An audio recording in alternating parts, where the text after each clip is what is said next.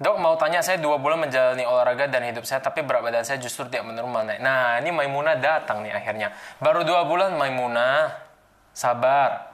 Hidup sehatnya seperti apa? Olahraganya seperti apa? Kalau mau ngopi gimana dok? Masa begini juga diajarin bro? Gelas, kopi, air hangat. Aduk, kasih es biar seger. Minum. Tips tetap konsisten diet dan olahraga dok. Harus dinikmati. Kalau kamu nggak menikmati diet, kamu nggak menikmati olahraganya, kamu nggak akan bisa melakukannya dalam jangka panjang. Ya sama seperti hubungan ya. Kalau kamu emang nggak nyaman sama hubungannya, mau gimana? Dok, lebih baik makan sedikit olahraga sedikit atau makan banyak namun olahraga lama dok. Nggak ada yang lebih baik sih, tergantung kenyamanannya ada di mana. Sebulan 2 bulan lalu saya makannya banyak, olahraganya juga lebih intens. Tapi selama 1 minggu ini saya lagi defisit kalori dan intensitas olahraganya juga menurun. Tips buat pemula yang mau defkal dong dok, hitung yang benar, teliti, lakukan secara konsisten. Bukan berarti kamu defkal hari ini, besok udah kurus, terus lusa udah bisa makan lagi sesuka hatimu. Nggak kayak gitu. Kalau misalnya seperti itu, nggak ada lagi masalah obesitas di dunia ini men. Frekuensi olahraga seminggu baiknya berapa kali dok? Tergantung ya kamu latihan apa, lebih ke kardio kah, latihan beban kah, terus programnya seperti apa. Contohnya saya dulu 3 kali seminggu full body workout, sekarang push pull leg 5 kalian seminggu dan tergantung recoverymu juga. Kalori defisit terlalu ekstrim bikin badan adaptasi ke status quo. Cara memperbaikinya gimana ya dok? Salah satunya adalah jangan defisit kalori terlalu ekstrim terlalu cepat. Bangun otot. Setelah itu implementasikan carb cycling, reverse diet, diet breaks, cheat meals, dan lain sebagainya. Dok, saranin alat-alat yang sederhana di rumah buat angkat beban. Ini yang saya pakai sendiri aja ya. Jadi saya beli resistance band ini, terus habis itu tas yang diisi dengan beban, buku ya. Habis itu kalau kamu punya bayi yang nganggur di rumah itu juga bisa dipakai. Lumayan bagus. Dok, apakah dengan kita tidak makan karbo bisa turun berat badan kita? Bisa. Tapi saya makan karbo juga turun berat badannya.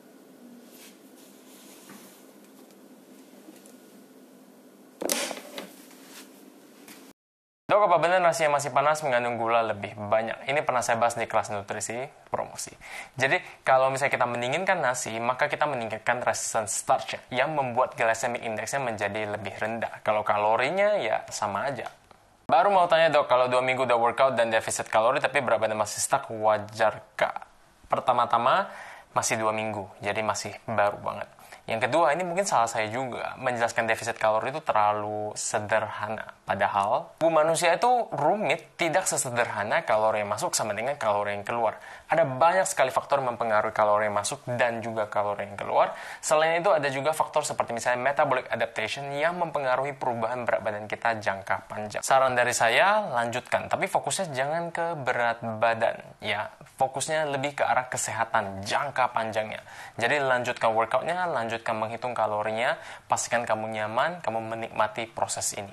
Apakah orang yang obesitas membakar kalori lebih banyak saat olahraga? Jumlah kalori yang terbakar itu ditentukan oleh nilai max atau nilai intensitas dari sebuah olahraga dan juga berat badan seseorang. Jadi kalau berat badannya semakin tinggi, ya jumlah kalori yang terbakar juga lebih banyak. Dok, apa benar orang yang udah biasa olahraga rutin, terus kalau jarang olahraga lagi, berat badan jadi gampang naik? Oke, penyederhanaan ceritanya seperti ini ya.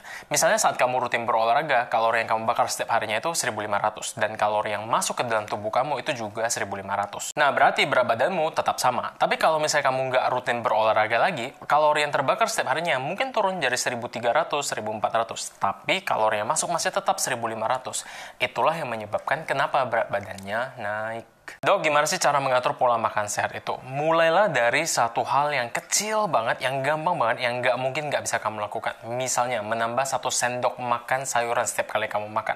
Gampang kan?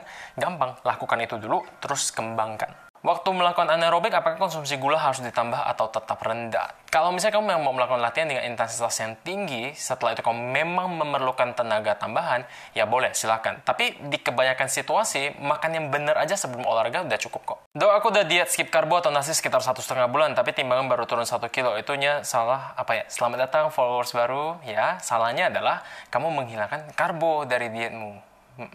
Tambah pusing kan? Tambah bingung kan? Selamat datang. Malam dok, tipsnya buat berat badan stuck apa harus memilihkan nasi dari... ini juga followers baru nih. Selamat datang, saya ucapkan sudah datang ke akun saya yang sederhana ini. Ya, dimana tidak ada jawaban, tapi makin banyak pertanyaan. Ini akun meme atau bukan? Ini orang dokter apa bukan? Apa benar sauna bisa menurunkan berat badan? Katanya kalori yang dikeluarkan sama dengan lari. Percaya nggak percaya, kalori yang kamu keluarkan selama seharian rebahan di kasur, sambil tiduran juga, itu lebih besar daripada kalori yang kamu keluarkan saat kamu lari. Yang sebaiknya dicari saat kita berolahraga, saat kita lari, sebenarnya bukanlah jumlah kalori yang dibakar. Fokusnya itu lebih ke arah mencari sehatnya, mengejar staminanya, endurance-nya, naikin massa ototnya. Itu yang lebih penting sebenarnya. Nah, apa benar sauna bisa nurunin berat badan? Bisa, berat badan kan? Tapi beratnya itu datang dari air kebanyakan yang hilang, bukan lemak. Dok, apa benar kalau banyak minum air hangat membantu menurunkan berat badan? Iya, kalau minum air dingin naikin berat badan. Itu tubuh apa adonan bakpao?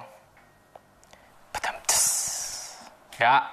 Kalau udah mencapai berat badan ideal, ngapain? Udah mencapai berat badan ideal, belum tentu komposisi tubuhmu itu sudah ideal. Bisa aja massa lemakmu itu masih tinggi, dan massa ototmu itu masih rendah. Bisa aja kamu belum mencapai aesthetic body goalmu, siapa tahu kamu juga belum mencapai angkatan terberatmu. Oh, kalau tadi pagi berat badan turun, pas siangnya lagi itu kenapa, hayo? Karena kamu nimbang, dan karena kamu nggak sabar. Apakah massa otot bisa meningkatkan metabolisme tubuh, dok? Bener banget, massa otot itu membakar kalori yang lebih banyak daripada massa lemak. Sehingga pada saat kita beristirahat, kita akan membakar kalori lebih banyak. Jadi ya, BMR kita naik, kalau BMR kita naik, ya anggapan ya metabolisme tubuh kita juga. Abis silaturahmi lebaran aja udah kalap, sia-sia nggak sih diet gua kalap cuma sehari doang padahal. Sebenarnya kalaupun ada peningkatan berat badan, itu biasanya karena massa air yang meningkat. Terus besoknya saat kamu kembali lagi ke kebiasaanmu yang lama, ya berat badannya akan kembali lagi menjadi normal. Katanya makan lebih pelan bisa merasa lebih kenyang. Kok bisa gitu? Karena dengan makan lebih pelan, biasanya kita akan mengunyah lebih banyak. Mengunyah lebih banyak itu akan membuat kita lebih kenyang lebih cepat. Coba aja kamu makan daging yang alot banget. Nah, karena kunyahnya lebih banyak, biasanya akan lebih mudah kenyang. Kalau defisit kalori tapi tetap makan yang digoreng, masih bisa fat loss nggak, dok? Kalau kita cuma melihat sesempit fat loss dan penurunan berat badan, selama kita berada dalam defisit kalori, ya kita bisa turun berat badan, mau makan apapun. Tapi kita tidak seharusnya melihat diet seperti itu. Contohnya, kalau saya cuma makan mie instan doang, selama saya defisit kalori, ya saya bisa turun berat badannya. Tapi, apakah makronutrien saya seimbang? Apakah mikronutrien saya tercapai dengan baik? Bagaimana dengan kandungan natrium dalam mie instan yang tinggi banget? Apa nggak kelebihan tuh? Apakah sehat? Emang bener kalau misalnya mau turun berat badan ya fokusnya di defisit kalori. Sama seperti kalau kita mau kaya ya kita kerja mengumpulkan uang. Tapi apakah dengan mengumpulkan uang saja kita bisa kaya? Nggak kan? Harus pintar nabung, harus pintar investasi, harus pintar ngatur uangnya. Contoh makanan untuk diet, dok. Ini kayak kamu nanya, contoh minuman untuk diminum, dok.